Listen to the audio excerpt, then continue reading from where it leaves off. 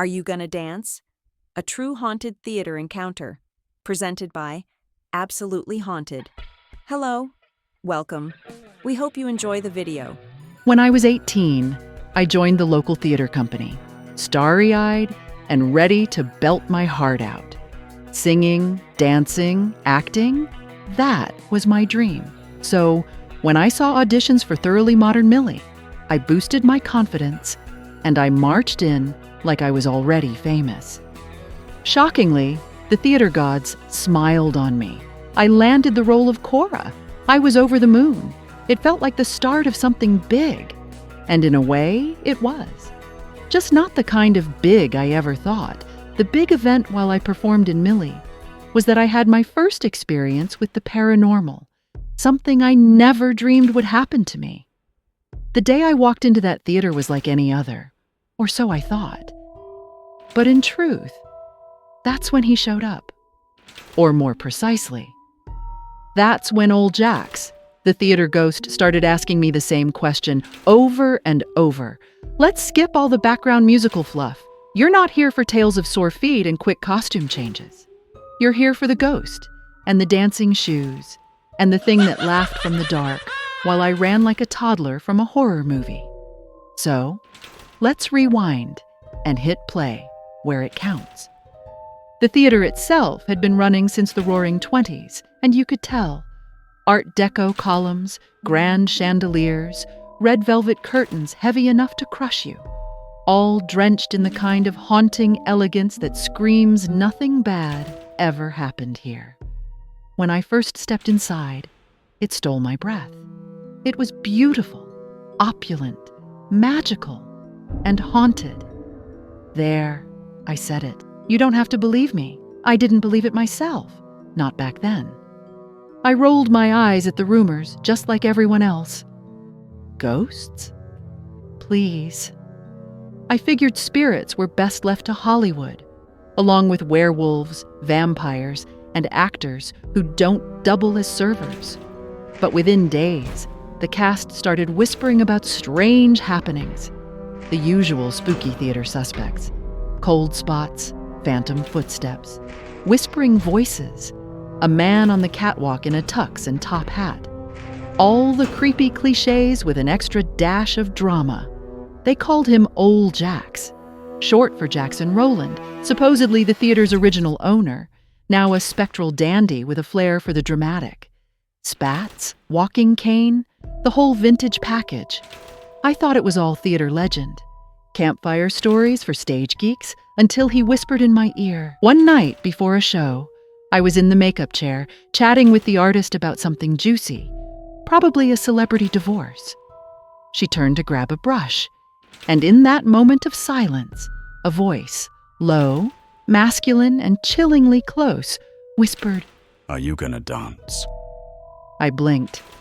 What did you say? She looked up, brush in hand. I didn't say anything. What did you think I said?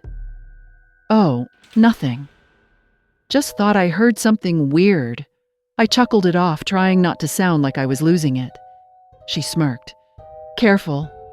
Might have been old Jax whispering sweet nothings. Sure, I laughed. When I see him, I'll ask if he wants tickets to the show. But I couldn't shake it. As I walked the hallway to my dressing room, the air turned frigid, like someone opened a meat locker behind me. A shiver stabbed through me.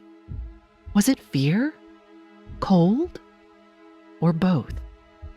Alone in my dressing room, I tried to laugh it off. Maybe I was tired. Maybe I was letting the ghost stories get under my skin. Then it happened.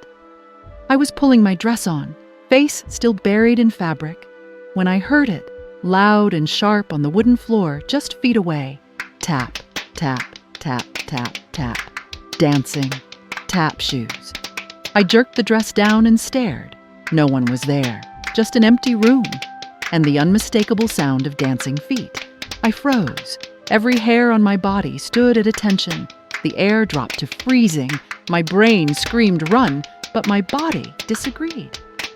I stood paralyzed, a living statue in a vintage dress, while invisible shoes finished their ghostly routine. When I finally moved, It was like a switch had flipped. I bolted from the room, no shame, full sprint, and didn't stop until I was surrounded by the living backstage. I must have looked like I'd seen a ghost, which, you know, was accurate. The show went on. I played my part. I smiled. I sang. I danced, ironically. But in the back of my mind, I kept hearing it. Are you gonna dance? I thought maybe I was going nuts. Was it stress? Lack of sleep? Early onset musical theater madness? But no one in my family had ever had hallucinations. And the goosebumps didn't lie. After the curtain closed and the applause died, my friend Carly invited me to grab a bite. I was too wired to go home and knew that once alone, I would replay the spooky events of the day over and over, and I would never get to sleep. I told her I would love to, and that I'd wait in the empty house while she got changed out of her costume. I slipped into a seat at the back of the theater, alone, quiet. Just the ghost light on stage casting long golden shadows. It was eerie, sure, but also peaceful. Until the dancing started, from the edge of the glowing stage, a pair of black tap shoes stepped into the light, alone, no legs, no body, just shoes. And they danced, they tapped, they spun, they leapt. A full, flawless routine. No mistakes, no missteps, just raw elegance and rhythm. I leaned forward, waiting for someone to reveal the prank. Nice one, theater nerds. Any second now, the culprit would run out and take a bow. But when someone appeared, I was shocked. Because it was the spirit who strode confidently to the center from stage right. The same ghost who everyone had been describing for weeks strolled casually into the light. Slicked back hair, white gloves, tuxedo, top hat, pancake makeup ghostly on his face. Old Jax. He looked up at me in the shadows of the last row and smiled like he'd known me forever. He bowed, cane to chest. Then, standing tall, he asked with a voice as crisp as static on a vinyl record, Are you gonna dance? And then, just like that, he vanished. Carly walked in behind me, blissfully unaware. Ready to eat? I barely heard her. My brain was stuck in a loop. Are you gonna dance? That night I couldn't sleep, just as I knew I would. I kept dissecting it. Not afraid, not anymore. I knew what I saw, what I heard. I wasn't crazy. But I also knew old Jax had asked me something that had a deeper meaning to it. Not about the night's show, not about my role as Cora. I think his question pertained to something bigger. And then, 2 days later, I got a call.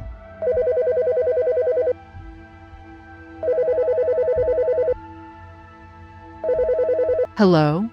A real role, a paid part, a long-running musical with serious dancing, enough to finally quit waiting tables and do what I loved.